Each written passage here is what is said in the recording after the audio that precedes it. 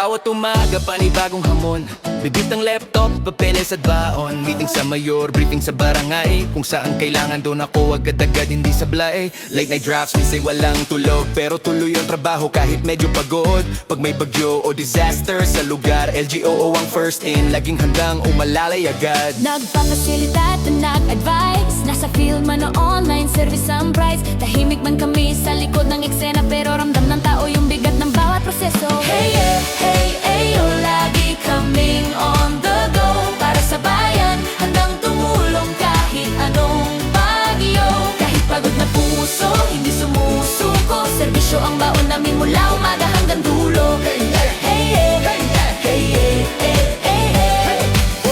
On the road na naman, another site visit. Barangay hall to LU, daily routine legit. Minsan Sunday, minsan holiday, wala nang pili. Kapag kailangan ng tulungan, ito kami. Tumatakbo sa deadline, gumagawa ng plans. Monitoring, coaching, capacity na pang mas. Kasama sa proseso, pag-update ng systems, Pag-ayos ng reports, pagkatid ng reforms. Hindi man TV famous o nasa headline, pero kami ang tulay para gumanda ang frontline. Kung may problema, kami ang inaasahan. LGOO, sandalan ng lokal na pamahala. Helio, LGOO, lagi kaming on the go. Sa bawat LGU, ginagabayan namin ng pagbago. Kahit minsan nakakalimutan, pero tuloy pa rin ito, sapagkat pagsisilbi namin tapat at totoo. Hey, hey, oh, oh, oh, oh, oh.